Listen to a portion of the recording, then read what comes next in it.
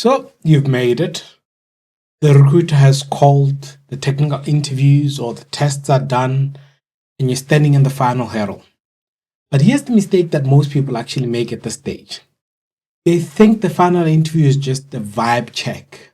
Whether you're applying for your first administrative role, a mid-management position, or even a senior directorship, the final interview is actually a risk assessment. The company is asking one question. If we put this person in that seat tomorrow, will they make our lives easier, or are they going to make our lives even harder? Top of the morning, everyone. My name is Tshidi and I'm back with another video. If you're looking to navigate the modern job market with a mix of practical strategy and quiet confidence, you're actually in the right place. There are three main pillars of every final round interview that you should always think about. First, reliability. Can you actually do what you said you could do in the first round? Number two, team synergy. Will the current team enjoy working with you at 4 p.m. on a rainy Tuesday afternoon? The third one is future value. Are you going to grow with them, or will they actually be hiring for this role in the next 6 months? Now, according to data from LinkedIn, soft skills and cultural contributions are cited as the primary reasons for selection over technical ability in the final round interview. Let's look at how this applies to you depending on where you are in your career. If you are in the early stages of your career, the final interview is often about teachability. The person interviewing you is usually the one who will actually be managing you daily. They aren't looking for a finished product. They're looking for somebody that is actually a fast learner and can be taught new things. And here's an insider tip. Please don't just say you're actually a hard worker. Prove it by showing your learning log or your learning curve. Things that you've actually learned in the last couple of years. When they ask you about a skill you might be missing, say something like, I haven't mastered that specific software or that specific skill yet. But when I actually had to learn about CRM at my last internship, I spent a couple of hours after work, doing online certifications just so that I could actually hit the ground running on the following week on Monday. I plan to actually do the same thing here. I know this takes away from that, work-life balance that a lot of people talk about, but at the early stages of your career, you want to try and show people that you're willing to learn as many things as possible. This moves the conversation from what you don't know to how fast you can actually know what you don't know. Now, for the mid-level professionals or individual contributors, project managers, developers, analysts, you have the experience at the final round interview. They're testing your ownership. They want to know if they can actually give you a task and forget about it. Your final interview questions will be often very situational. Tell us about a time when a project went wrong.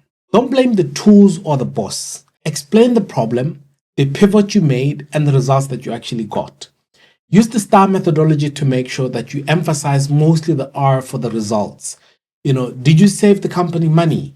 Did you save them time? At this level, you are a resource, and resources must be very efficient. For those stepping into leadership, the final interview is about vision, diplomacy, and you'll actually likely meet the grand boss, the big kahuna, or the peer panel that you actually might be working with. They're looking for that low friction, high impact. They want to see that, you can actually lead a team without causing an HR nightmare, and that you actually understand the business bottom line. Be direct. Don't use we for everything. In leadership final interviews, they need to actually know what you did. I restructured the workflow, or I mentored 3 junior staff into senior roles. Ownership is the currency when it comes to leadership. And across all levels, you must actually do, the deep dive on everything. Go to the company's LinkedIn page and click on the people tab. Look at the people that are in that department that you might be joining. And you might actually find that 1 or 2 people that you might know was already working for that company previously. So this gives you some ammunition when it comes to that conversation. See how long they've actually stayed. If everybody stays for 5 years and beyond, it's a cultural stability. If people leave, after 18 months, it's high growth, high pressure environment. So it also tells you a bit more about that video that I did about toxic work environments. It gives you a bit of insights into the kind of questions that you'll ask.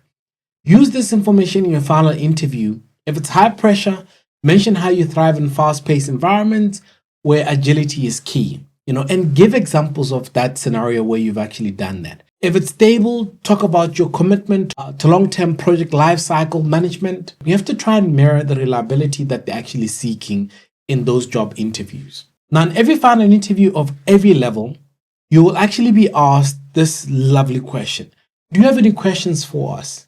For any entry-level roles, you have to ask something like, what does training path look like for somebody who actually wants to excel in this particular role? You can also ask questions like, what are the expectations when it comes to this role from a day-to-day responsibility or weekly responsibility? Or for mid-level roles where it's individual contributor or people that might actually be leading one or two teams, how does this team balance urgent deliverables with long-term process improvement? And then for leadership, ask something like, what is the biggest cultural challenge the team is actually facing that you'd actually like me to address in the first 90 days of me being here? These questions show that you aren't just looking for a job.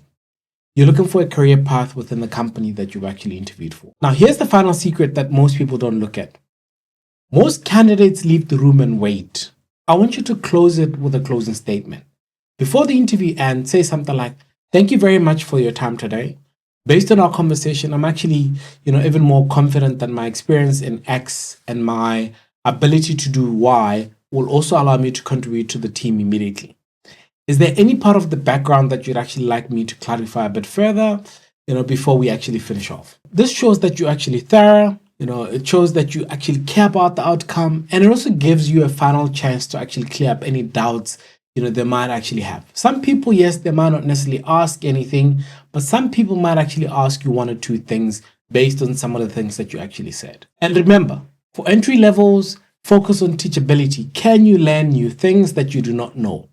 Mid-level, focus on ownership.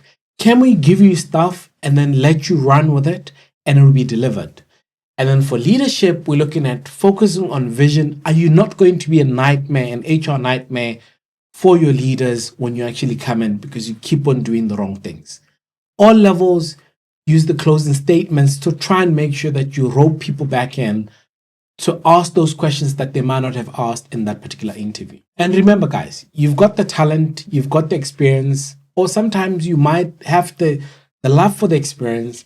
Now you actually have to put the strategy in. Go into the room and show them exactly why you're the right candidates for this. If you actually enjoyed this video, guys, please don't forget to like, don't forget to subscribe. We're building a community of empowered professionals here, and I'd like to actually hear any questions that you might have or any videos that you might want me to focus on in the next video. Until we meet again, peace.